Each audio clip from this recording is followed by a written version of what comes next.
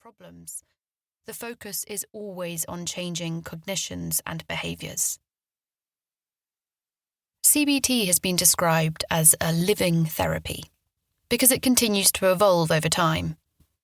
The techniques that make up current CBT treatments have been evaluated at research institutions around the world, and their results have been compared to waitlist control groups, other psychological treatments, sham treatments, and placebo pills.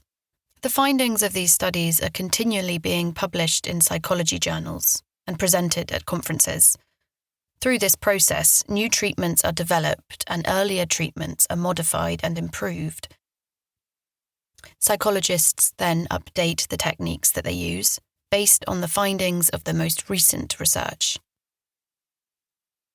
While CBT was originally developed for the treatment of particular disorders, it is now widely used by people wanting to reduce stress and improve their quality of life. CBT strategies are helpful in the management of daily life stressors, from minor hassles to major psychological challenges. Because the principles of CBT are easy to learn, the approach is highly suitable for use as a self-help tool. In recent years, mindfulness-based techniques have been added to treatments widely used by psychologists.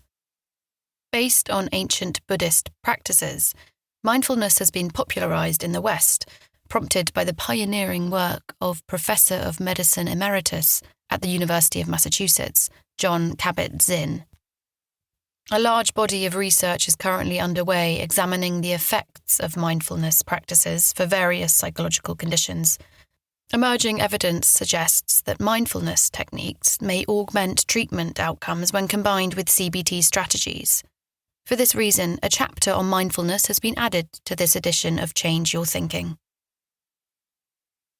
This book describes how to apply the principles of CBT to potentially stressful events that arise in our daily life. Readers will learn to recognize some of their own thinking patterns that create unnecessary distress, and they will discover strategies to help modify these.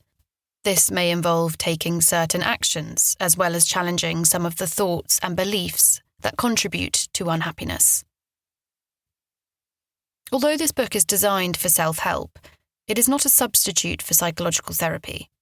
If you suffer from a particular psychological problem or disorder, for example, depression, obsessive-compulsive disorder, eating disorder, bipolar disorder, etc., it is important to receive treatment from a qualified mental health professional.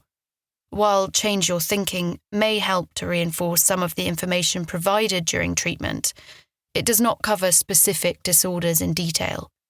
Books that describe CBT approaches to managing specific psychological problems are listed in the recommended reading section of the accompanying PDF. Chapter 1. Cognitive Behaviour Therapy, CBT. We are what we think. All that we are arises with our thoughts.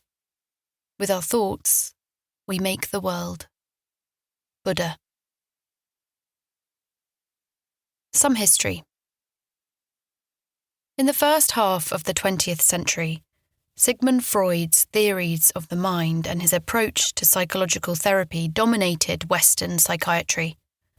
Freud believed that all psychological problems are driven by repressed, unconscious longings from early childhood, and his therapeutic approach, called psychoanalysis, involved daily sessions, sometimes for many years, exploring the depths of his patients' unconscious minds. The goal of psychoanalytic therapy was to enable patients to gain insight into the source of their unhappiness, and through this process, free themselves from repressed desires and the resulting psychological distress. In the 1950s, other psychotherapeutic approaches started to emerge. Among these were some derived directly from Freud's theories, including psychodynamic, existential and humanistic psychotherapies, and others that took a very different approach. The most significant of these was later to become known as cognitive behaviour therapy, CBT. The two most influential figures in the development